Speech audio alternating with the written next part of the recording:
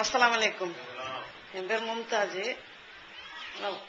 பெண்ணை கல்யாணம் பண்ணி கொடுக்குறேன் இல்லைங்களா, அவங்களுக்கு வேண்டிய நகையெல்லாம் நம்ம போடுறோம் தாய் வீட்டிலன்னு.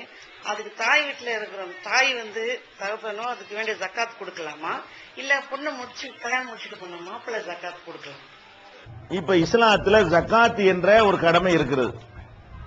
ஜக்காத்னா நம்மள்ட்ட எவ்வளவுக்கு நகை நட்டுகள் ரூபாய்கள் இருக்கிறதோ அதை கணக்கு பண்ணி 2.5% கொடுத்து விட வேண்டும். ஏழை எளியவர்களுக்கு என்ன செய்யணும்? 2.5% 40ல் 1. 40,000 ரூபாய் இருந்து 1000 ரூபாய் கொடுத்துடணும். விளங்குதா?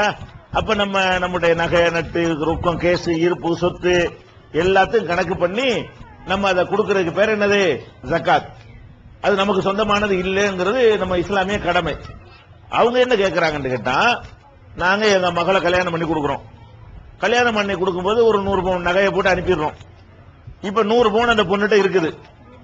இப்ப இந்த பொண்ணுடைய அந்த 100 பவுனுக்கு பெத்தவங்க ஜக்காத்து கொடுக்கறதா, அந்த பொண்ணே ஜக்காத்து கொடுக்கறதா, அந்த பொண்ணை கட்டிக்கிட்ட மாப்பிள்ளை ஜக்காத்து கொடுக்கறான்னு கேட்கறாங்க. இப்ப 3 தான் கேட்கறாங்க அவங்க. அந்த பெண்ணிட்ட இப்ப 100 பவுன் நகையை போட்டு நம்ம பொண்ணு நகையை போட்டு அனுப்பிட்டோம். இப்ப நம்ம தான் அந்த நகையை கொடுத்திருக்கிறோம். கொடுத்ததுனால நம்ம ஜக்காத்து கொடுக்கணுமா? அந்த பொண்ணு தானே வச்சுக்கிட்டு இருக்குது, அதனால அது ஜக்காத்து கொடுக்கணுமா? அந்த பொண்ணை யார் கல்யாணம் பண்ணிக்கிட்டார், அவர் தானே பொறுப்பாளி, அவர் கொடுக்கணுமா? இதான் உங்களுடைய கேள்வி. இஸ்லாத்தை பொறுத்த வரைக்கும் பொருளாதாரம் சம்பந்தமான எந்த கடமையாக இருந்தாலும் யார் அந்த பொருளுக்கு சொந்தக்காரரோ அவங்க தான் கொடுக்கணும். முதல் வளைக்கிற வேண்டிய விஷயம் என்ன? அந்த நகைக்கு நான் சொந்தக்காரலா இருந்தா நான் கொடுக்கணும், நீங்க சொந்தக்காரலா இருந்தா நீங்க கொடுக்கணும், அவர் சொந்தக்காரர் அவர் கொடுக்கணும். இப்ப நீங்க தாயோ தந்தையோ அந்த பொண்ணுக்கு போட்டீங்கல்ல, போட்டது இரவலா போட்டீங்களா, திருப்பி வாங்கிக்கிறதுக்கு போட்டீங்களா, அடுத்த பொண்ணு கல்யாணம் பண்ணும்போது திருப்பி வாங்கிக்கிறோம் அப்படி போட்டீங்களா, அதுக்கே சொந்தமா போட்டீங்களான்னு முடிவெடுங்க.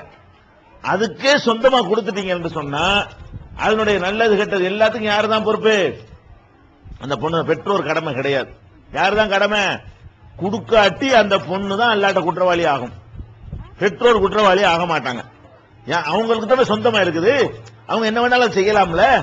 புருஷங்காரன் கஷ்டப்படுறான 10 பொண்ணு நகையை கொடுத்து அடமான வைக்க சொல்றீங்கல்ல, அப்ப அல்லாவுடைய ஜக்காத்து பொண்ணு கொடுக்க மாட்டீங்களா? அப்ப அந்த பொண்ணுக்கு சொந்தமா இருக்க போய் தான் தேவைக்கெல்லாம் பயன்படுத்திக்கிறது. அப்ப அந்த நகையை நீங்கள் இரவலா கொடுத்திருந்தீர்களேயானால் அப்படியும் கொடுப்பாங்க.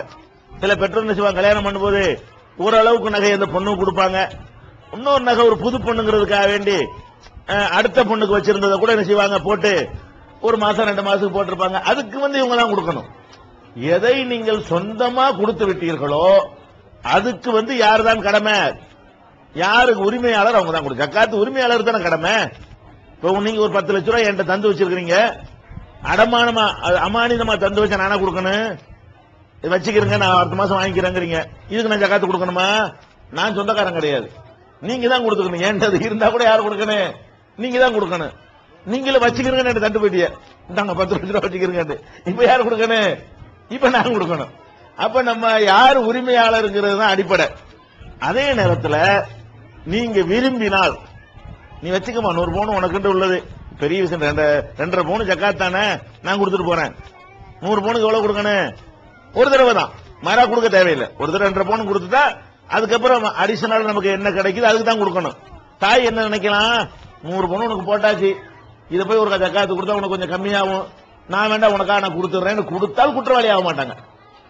இவங்க கொடுத்துட்டாங்க, கொடுக்கிற கடமை அவங்களுக்கு தான். பெற்றோர் கொடுத்து விடுவார்களேயானால், அல்ல கணவனே என்ன பண்றான், நீ என்ன 100 பவுன் வச்சுக்கிற, நான் ஆம்பளை இருக்கிறேன், நான் உனக்கு சம்பாதிச்சு தர்றேன், எவ்வளவு 2.5 பவுன் தானே, இந்தா ஜக்காத்து கொடுத்துக்க அப்படின்னு புருஷன்காரன் கொடுத்தா வாங்கிக்கலாம்.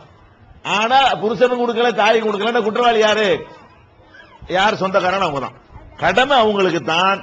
அவங்களுக்காக அடுத்த ஆள் பொறுப்பேற்றுக் கொண்டார்களே ஆனால் அது குற்றம் கிடையாது.